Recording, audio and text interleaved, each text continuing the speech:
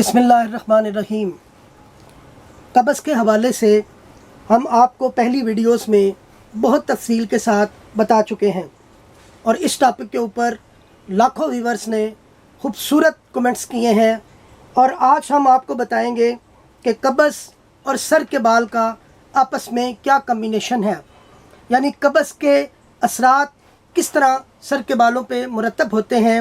चलते हैं सर बाबर महमूद साहब के पास। और इस वक्त अल्हम्दुलिल्लाह शिवांजी टीवी को दुनिया के 135 ममालिक में देखा जा रहा है।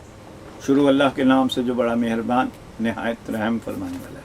अस्सलाम वालेकुम व रहमतुल्लाह। आज हम एक बार फिर मौजू है सर के बाल, और बालों के साथ हमारा आज मौजू है कि कब्ज़ से बाल मुतासिर होते हैं। कब्ज़ से बाल ही नहीं मुतासिर होते, ज़िंदगी भी मुतासिर होती है और जिस्म का हर अज़ा इससे ख़राब हो जाता है। बाल ही नहीं, बाल सबसे ज़्यादा इसलिए मुतासिर होते हैं कि ये दिख रहे हैं, नज़र आ रहे हैं। और कब्ज़ का मतलब ये होता है कि आपके सर में खुश्की हो गई है, आपके सर में सिकरी हो गई है, आपके सर में दाने निकल आए हैं, आपके सर में ख़ारिश हो रही है, आपके सर में बाल बारीक हो गए हैं, आपके बाल दो मुँह हो गए हैं, आपके सर में पसीने का जो ज़्यादापन आ रहा है वो तेज़ाब वाला आ रहा है, आपके सर के बाल वक्त से पहले सफ़ेद होना शुरू हो गए हैं, आपके बाल वक्त से पहले गिरना शुरू हो गए हैं जो रुकने का नाम नहीं ले रहे। और उसमें एक नुमाया मकाम जो है वो कब्ज़ का भी पाया जाता है। और कब्ज़ चूँकि बीमारियों की माँ है, तो इसलिए बीमारी जब जिस्म के अंदर होगी तो बाल भी जिस्म के अंदर ही उसकी फैक्ट्री है, बाल भी अंदर बनता है और अंदर से ही मजबूती इख्तियार करता है और अंदर से ही बढ़ता है। तो अंदर जब हमारा कब्ज़ का शिकार होगा तो हम हर उस अमल का शिकार हो जाएंगे जो कि बीमारी की तरफ जाता है और ख़ूबसूरती को मिटाता है। तो बालों के लिए आज हम बताएंगे कि कब्ज़ की वजह से जो बाल गिरते हैं उसको हम कैसे दुरुस्त कर सकते हैं।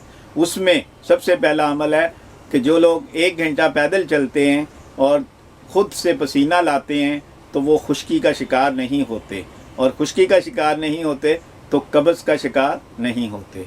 और जो लोग जो सीने के तनासुब से अपना, जैसा कि हमने पिछली वीडियो में चार्ट दिया है, उसके मुताबिक पानी पीते हैं तो वो भी जिस्म के अंदर खुश्की का शिकार नहीं होते, जिससे उनको कब्ज़ लाहक नहीं होती।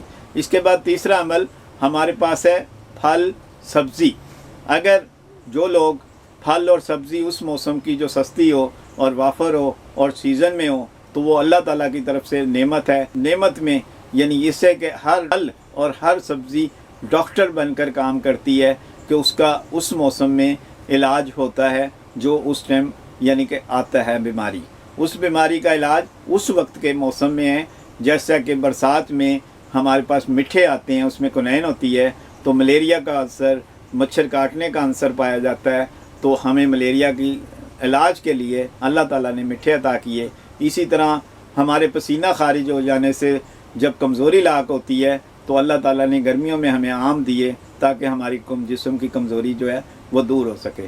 जो लोग फल और सब्ज़ियाँ ज़्यादा खाते हैं वो भी जिस्म के अंदर खुश्की और पानी की कमी का शिकार नहीं होते, तो उनको भी कब्ज़ लाहक नहीं होती।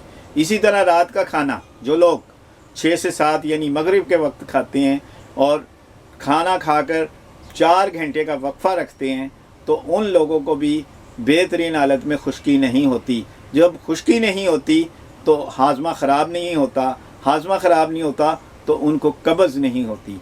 यानी जो लोग रात का खाना मगरिब के टाइम खाते हैं, वक्त खाते हैं, और उसके बाद वो पानी नहीं पीते, वो उसके बाद दूध नहीं पीते, उसके बाद वो बार बार शुआर में बर्गर नहीं खाते, उसके बाद कोई मग़ज़ियात नहीं खाते, उसके बाद वो किसी किस्म का सूप नहीं पीते, और सिर्फ़ एक ऑप्शन रखते हैं कि वो फल या जूस पीकर, फल खाकर और जूस पीकर सोते हैं, तो वो लोग भी इस कब्ज़ का शिकार नहीं होते।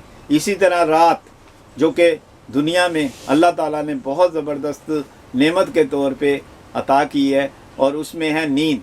और नींद जो लोग खाने से 4 घंटे पहले खाकर और रात को सोने से पहले 4 घंटे जब वक्फ़ा करते हैं और सोते हैं जल्दी, तो उन लोगों को भी जो है कब्ज़ का शिकार नहीं होते, क्योंकि खून बनाने का अमल नींद है।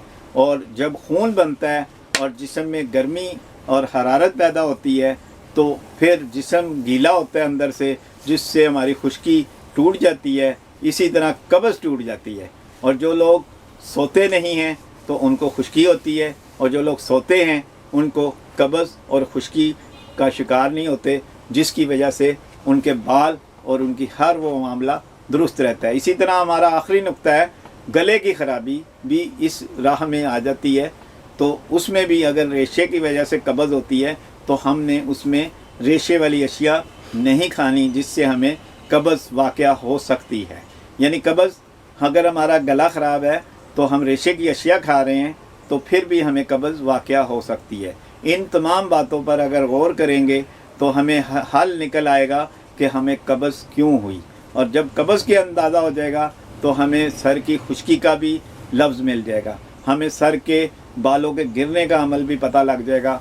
तो इंशाल्लाह हम बालों से बिल्कुल नवोज़ार और बहुत ही मज़बूत किस्म के बाल हमारे साथ मौजूद रहेंगे। शुक्रिया।